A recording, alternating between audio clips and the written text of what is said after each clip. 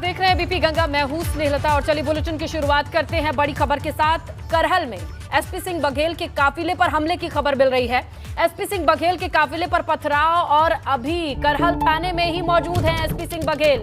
भाजपा की ओर से प्रत्याशी, केंद्र में मंत्री और एसपी सिंह बघेल के काफिले पर हमले की खबर और अभी भी वो करहल थाने में ही मौजूद हैं। बाकी की जानकारी सहयोगी अनुभव से फोन लाइन पर लेते हैं। अनुभव, क्या है पूरा मामला, जानकारी अभी ताजा? देखिए, बिल्कुल ये करहल का अतिउल्लापुर कोई गांव है, वहीं पर वो लौट रहे थे जब जनसभाएं करके, तब वहां पर हमला हुआ है, पथराव हुआ है, गाड़ी पर पथराव हुआ है। साथ ही साथ ये भी कहा जा रहा है कि कुछ लोगों के हाथ में लाठी डंडे थे, उस लाठी डंडे के साथ लैस होकर लोगों ने गाड़ियों पर हमला किया है और फिलहाल गाड़ी में जरूर क्षतिग्रस्त हुई है, शीशा वगैरह उसका टूटा है, वो थाने में मौजूद है। और 2 दिन पहले हम खुद गए थे करहल और हमने पूरा एक दिन बिताया था, तब भी कहीं न कहीं सुरक्षा को लेकर एक दिक्कत लग रही थी, क्योंकि बार बार अधिकारियों से बात हो रही थी कि इस तरह की दिक्कतें ना होने पाए। और आपने देखा भी था 2 दिन पहले किस तरीके से एक जनसभा के दौरान भी अभद्रता हुई थी। आरोप तब लगे थे जो वहाँ पर अन्य पार्टियों के कार्यकर्ता उनके ऊपर लगे थे। लेकिन अभी जो घटना हुई है, आप सोचिए, केंद्रीय कानून राज्य मंत्री हैं, उनको सिक्योरिटी भी मिली हुई है और वो जनसभाएं कर रहे हैं, लेकिन उसके बावजूद वो जहाँ पहुंचे वहाँ पर लोग पहले से या तो रहे होंगे, उन्होंने पहले पत्थर मारे हैं गाड़ियों पर, फिर लाठी डंडे से हमला किया है। तो कहीं न कहीं जो बीजेपी का वर्कर है, खासतौर से मैनपुरी में, वो काफी आक्रोशित है और बार बार जो बात एसपी सिंह बघेल वहाँ कह रहे हैं, वो यही कह रहे हैं कि यहाँ पर तो गुंडागर्दी चरम पर है और उसी से निजात दिलाने के लिए पार्टी ने उनको भेजा है वहाँ पर चुनाव लड़ने के लिए। तो इसे वो एक मुद्दा बना रहे हैं और जब उनके साथ खुद इस तरह की घटना हुई है तो जाहिर सी बात है कि ये अब एक बड़ा इशू बनेगा। आज केशव प्रसाद मौर्य वहाँ पहुंचे तो उनके समर्थन में उन्होंने वोट अपील की है और वहाँ से जब दूसरी जनसभा करके वो लौट रहे थे तभी बताया जा रहा है कि ये अतिउल्लापुर कोई गाँव है, वहीं पर ये हमला हुआ है। बिल्कुल, और ऐसे में पुलिस डिपार्टमेंट का क्या कहना है अनुभव? देखिए, अभी तो फिलहाल थाने में मौजूद बताया जा रहा है। उनके जो सहयोगी हैं उनसे हमारी बात हुई है, उन्होंने साफ तौर पर कहा कि सभी लोग अभी थाने में हैं, कार्यकर्ता भी वहाँ पहुंचे हुए हैं, काफी संख्या में जो कार्यकर्ता हैं वो भी थाने में पहुंचे हुए हैं। केंद्रीय मंत्री अभी एसपी सिंह बघेल खुद थाने में मौजूद है और कहीं न कहीं देखिए सिक्योरिटी को लेकर जो बात हमने कही कि कहीं न कहीं कॉन्शियस लग रहे थे। पहले भी बार बार ये कहा जा रहा था कि तो ऐसे में अनुभव, देखिए मंत्री हैं वो, इतनी छोटी बात नहीं है और जब पहले से भी कॉन्शियस थे तो सूचना तंत्र होता है, पूरे सिस्टम को कंट्रोल करने के लिए पुलिस होती है। ऐसे में तो सवाल ये भी उठेंगे ना कि कानून व्यवस्था लचर कैसे हो सकती है? बिल्कुल, देखिए, अगर कानून राज्य मंत्री हैं, वो केंद्र के मंत्री हैं और वहाँ उनके साथ अपनी सिक्योरिटी रहती है, यानी जो केंद्र से उनको तो फिर सुरक्षित कौन है भाई? उत्तर प्रदेश की तो कानून व्यवस्था की तारीफ और हर जगह हर रैली पे ये कहा जा रहा है कि बड़ी अच्छी व्यवस्था है, हर कोई सुरक्षित है, रात में लड़कियां बेटियां निकल सकती हैं, लेकिन मंत्री जी के काफिले पे हमले का क्या मतलब? देखिए, एसपी सिंह बघेल के साथ जब हमने पूरा शो किया, जो आज हमने दर्शकों को दिखाया, तो उसमें वो बार बार यही बात कह रहे हैं कि करहल में जो गुंडई है, खासतौर से उनका निशाना समाजवादी पार्टी की ओर रहा और बार बार उन्होंने उसी चीज को इंगित की है कि वो एक दबंगई है वहाँ पर किसी को जाने नहीं दिया जाता, चुनाव लड़ने नहीं दिया जाता। और वो तो ये भी कह रहे थे कि अगर कोई उनकी जगह कोई और कैंडिडेट होता तो शायद वो पर्चा भी ना भर पाता। इस तरह की बातें। ठीक है अनुभव, अब देखते हैं, यहाँ पर भी उत्तर प्रदेश पुलिस है, करहल में भी उत्तर प्रदेश की ही पुलिस है और छानबीन और इन तमाम व्यवस्थाओं का जो जिम्मा है उनके पास है। देखते हैं क्या सफाई आती है। अनुभव, आपका शुक्रिया तमाम जानकारी के लिए। लखीमपुर तिकुनिया कांड का मुख्य आरोपी आशीष मिश्रा आज जेल से रिहा हो गया। केंद्रीय गृह राज्य मंत्री अजय मिश्र टेनी के बेटे आशीष मिश्रा की बात कर रहे हैं। पिछले दिनों ही जमानत मिली थी और अब वो जेल से छूट गया। इस दौरान आशीष मिश्रा मीडिया का सामना करने से बचता नजर आया। ये भी बता दें कि आशीष मिश्रा को पिछले साल 9 अक्टूबर को गिरफ्तार किया गया, 10 अक्टूबर को उसे जेल भेजा गया, यानी करीब कुल 128 दिन जेल में बिताने के बाद अब जमानत पर रिहाई मिली है। 3 अक्टूबर को तिकुनिया गांव में किसानों का विरोध था 3 कृषि कानूनों के खिलाफ और यहीं पर आरोप है कि आशीष मिश्रा ने प्रदर्शनकारी किसानों के ऊपर थार जीप चलाई। 4 किसान समेत कुल 8 लोगों की इस पूरे घटनाक्रम में जान गई थी।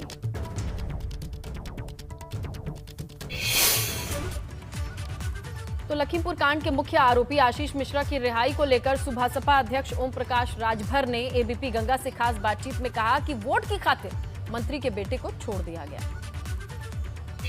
जो 13 महीना किसानों ने अपने हक के लिए आंदोलन किया, आज उनके ऊपर मुकदमा लिखा, वो तो जेल में है, उनको तो न्याय नहीं मिला। लेकिन अजय मिश्रा टेनी का बेटा, जिसके ऊपर नरसंहार का मुकदमा है, उसको वोट के लिए भारतीय जनता पार्टी के इशारे पर उसको बेल मिल गई। आज रिहा, आप जैसा बता रहे रिहा हो रहा है, लेकिन उनको किसानों को क्या न्याय मिला? जो 4 किसान, एक पत्रकार, उसके बाद वहां 9 लोगों की हत्या हुई। लखीमपुर कांड के मुख्य आरोपी आशीष मिश्रा की रिहाई को लेकर सियासत भी तेज हो गई है।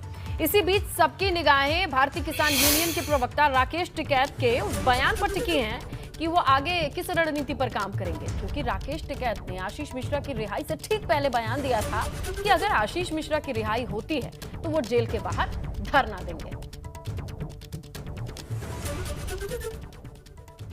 देखो, उनका परिवार के लोग संतुष्ट नहीं है। उसकी बेल हुई, उनका कहना है कि बेल क्यों हुई, उसकी जिम्मेदारी किसकी? भाई जिम्मेदारी हमारी है। उनकी बेल हुई, जो हुआ, इन परिवारों के गुनाहगार भी हम ही हैं। और जब तक इनको इंसाफ नहीं मिलता, भाई परिवार और सब लोग अपना जेल के बाहर बैठो भाई, चलो बैठ जाएंगे जेल के, बैठ जाएंगे और क्या करेंगे भाई। भाजपा सांसद मेनका गांधी सुल्तानपुर में बीजेपी उम्मीदवारों के समर्थन में प्रचार करती नजर आईं। इस दौरान उन्होंने आशीष मिश्रा को लेकर कहा कि कत्ल के आरोपी को अगर हम इतने कम समय में जमानत देंगे तो इस पर सवाल उठने तो लाजमी है। हालांकि उन्होंने ये भी साफ कर दिया इस मामले में पार्टी को जिम्मेदार ठहराना भी सही नहीं है। देखिए, हम सब लोग दुखी हैं। हम देश में गरीब से गरीब इंसान न्याय मांगता है। अगर आप कुछ ही महीनों में किसी इंसान जिसके ऊपर आरोप है कत्ल का, उसको आप छोड़ देंगे तो लोग क्या बोलेंगे हमारे बारे में? हम लोग बिल्कुल अलग पार्टी के हैं। हमने तो नहीं किया तो अदालत ने, लेकिन लाखों लोगों ने इस पर टिप्पणी करी, तो हमको फायदा ही। अब बात सियासी हलचल की, अब बात विजय तिलक की।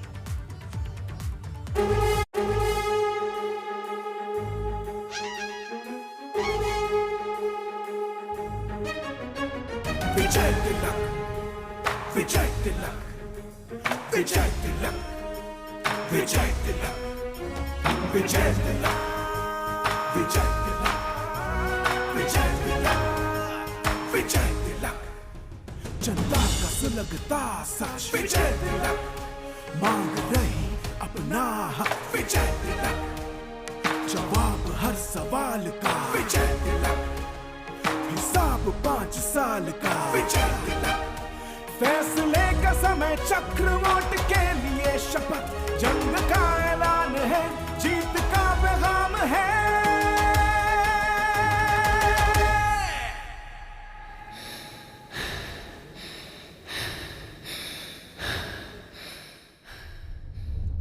विजय तिलक, विजय तिलक, विजय तिलक, विजय तिलक, विजय तिलक, विजय तिलक, विजय तिलक,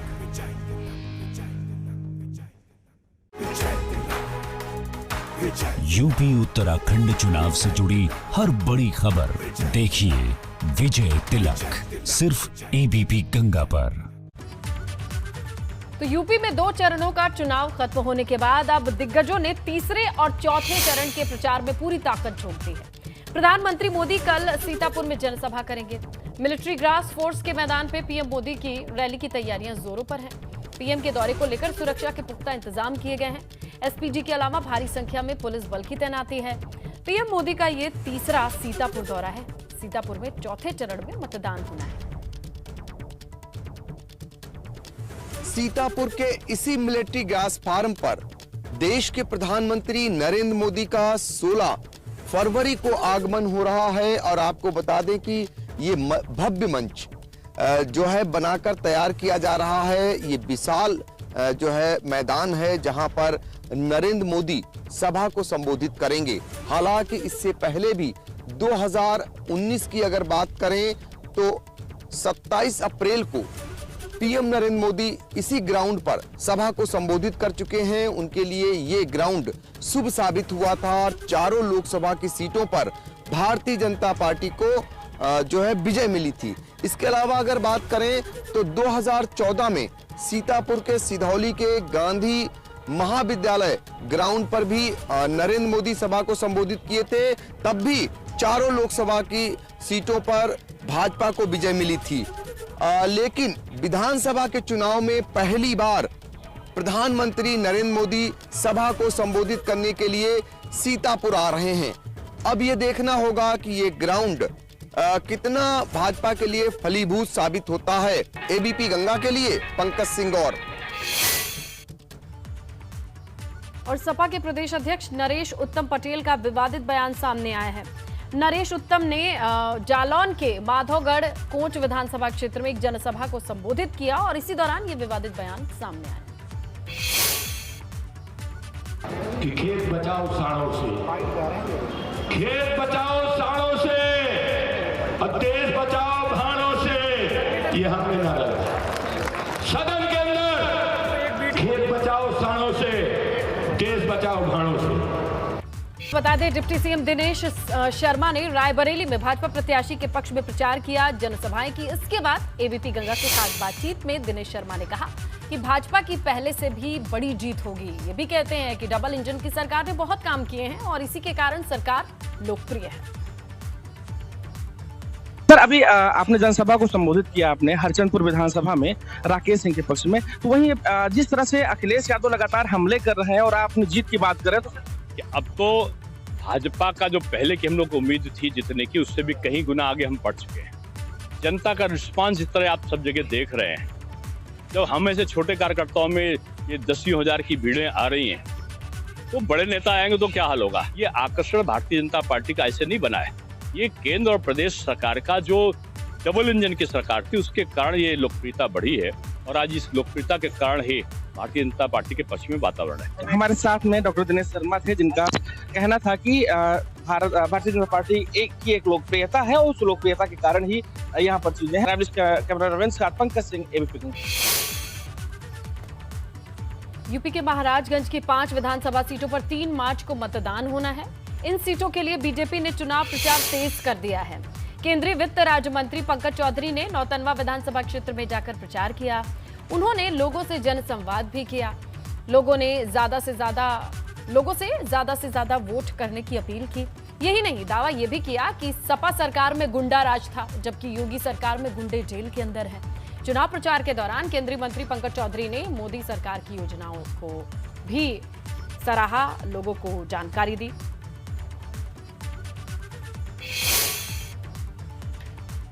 यूपी में तीसरे चरण के प्रचार ने रफ्तार पकड़ ली है। राजनीतिक दल चुनाव प्रचार के लिए अपना दमखम दिखाने के लिए मैदान में है। समाजवादी पार्टी के प्रदेश अध्यक्ष और स्वामी प्रसाद मौर्य ने भी तीसरे चरण के मतदान से पहले कानपुर देहात में चारों विधानसभा के प्रत्याशियों के लिए प्रचार किया। मंच से हुंकार भरी। इस दौरान उन्होंने यूपी की भाजपा सरकार पर हमला बोला। दावा किया कि 10 मार्च को बीजेपी साफ हो जाएगी, अखिलेश की सरकार बनेगी और योगी सरकार के अब गिने चुने दिन रह गए हैं।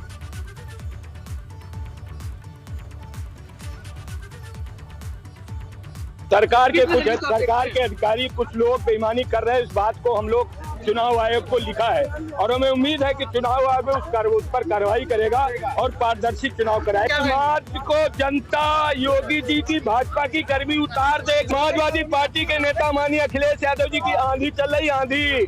अभी दो चरणों का चुनाव हुआ है, 113 सीटों में 100 के ऊपर ये गठबंधन समाजवादी पार्टी का जीता।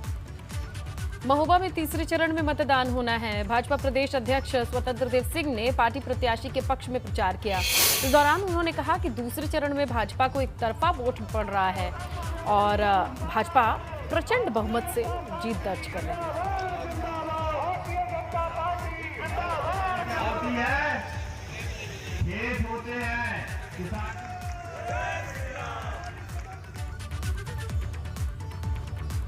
बड़ी खबर मिल रही है। लाल किला हिंसा के आरोपी दीप सिद्धू की सड़क हादसे में मौत की खबर है। हरियाणा को सोनीपत जिले में यह हादसा और कुंडली बॉर्डर के पास सड़क हादसे में मौत की खबर मिल रही है। देखिए इस वक्त की बड़ी खबर, कुंडली बॉर्डर के पास सड़क हादसे में लाल किला हिंसा के आरोपी दीप सिद्धू की मौत की खबर मिल रही है। हरियाणा के सोनीपत जिले में यह हादसा पेश आया है और लाल किला हिंसा के आरोपी दीप सिद्धू की मौत की खबर।